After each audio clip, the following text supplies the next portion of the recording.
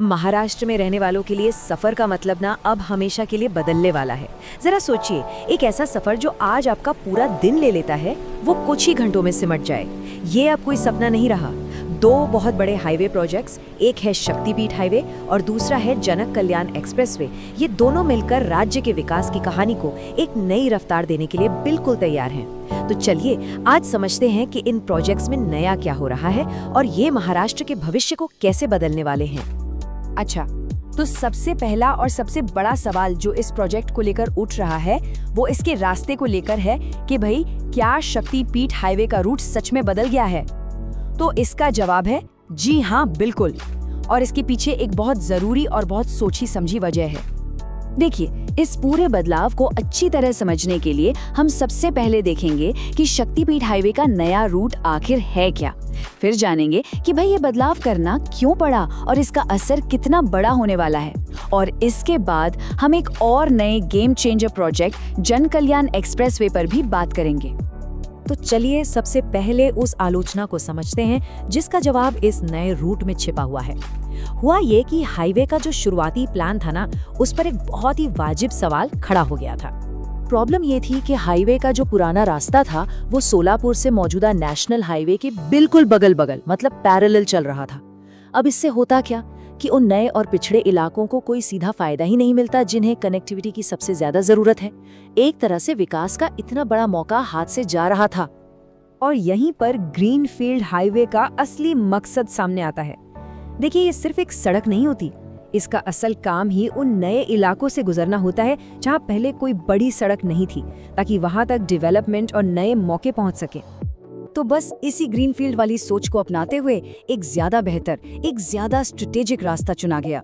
ये सिर्फ रूट में कोई छोटा मोटा बदलाव नहीं था, बल्कि ये प्रोजेक्ट के मकसद को और बेहतर बनाने की एक कोशिश थी। अब जरा इस नए रास्ते के फायदे देखिए। ये उन इलाकों को जोड़ता है जहां पहले अच्छी सड़कें थी ही नहीं। ये मराठवाड़ा और पश्चिमी महाराष्ट्र के सूखा प्रभावित क्षेत्रों के लिए विकास के नए दरवाजे खोलता है। और इतना ही नहीं, सांगली और पंढरपुर जैसे अहम धार्मिक और कारोबारी सेंटर्स को भी कनेक्ट करता है। और सबसे बढ़िया बात क्या हुई, गति शक्ति प्लेटफॉर्म पर जब इसका एनालिसिस हुआ तो पता चला कि इस रूट पर जंगल की जमीन भी ज्यादा नहीं आ रही, जिससे प्रोजेक्ट को मंजूरी मिलना भी आसान हो गया। तो ठीक है, रूट बदल गया, सब अच्छा है, लेकिन जब ये शक्तिपीठ हाईवे बनके तैयार होगा तो इसका असर क्या होगा? इसका असर सिर्फ सफर पर नहीं बल्कि महाराष्ट्र की पूरी इकोनॉमी पर पड़ेगा। ये वाकई एक सड़क से कहीं ज्यादा है। इसे यूं ही नहीं महाराष्ट्र के लिए गेम चेंजर कहा जा रहा है। इसके पीछे बहुत ठोस वजह हैं और उनमें से सबसे बड़ी वजह है समय की बचत। एक पल के लिए सोचिए, अगर आज आपको ये पूरा सफर तय करना हो तो आपको कितना समय लगेगा? अंदाजा लगाइए, पूरे 18 घंटे। मतलब आपका लगभग एक पूरा दिन सिर्फ ट्रैवलिंग में ही चला जाता है। कितना लंबा और थका देने वाला सफर है ये। लेकिन इस हाईवे के बनने के बाद यही 18 घंटों का लंबा सफर सिमट कर रह जाएगा सिर्फ 8 घंटों में। सोचिए जरा, सीधे सीधे 10 घंटों की बचत। ये आम लोगों के लिए भी और बिजनेस के लिए भी एक बहुत बड़ी राहत है। और हाँ, ये हाईवे अकेले काम नहीं करेगा।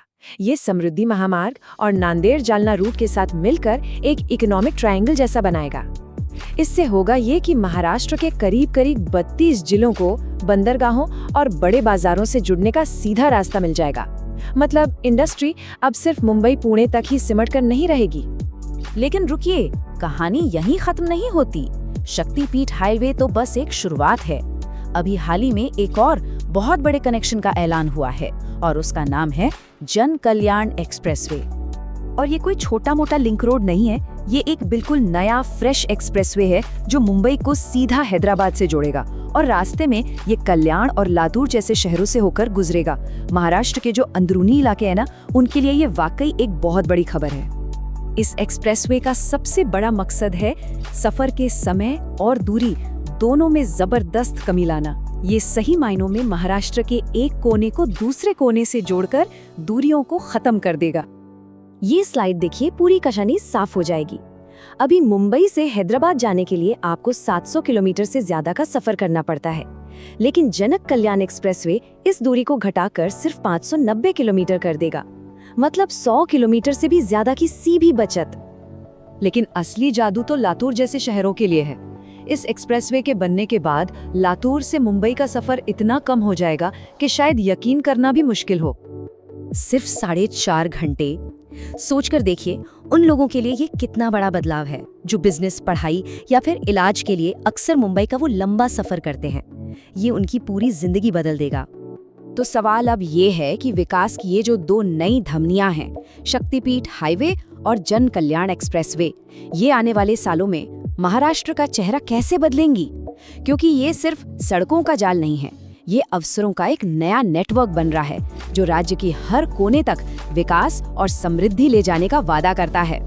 महाराष्ट्र यकीनन एक तेज रफ्तार और बेहतर जुड़े हुए भविष्य की ओर बढ़ रहा है।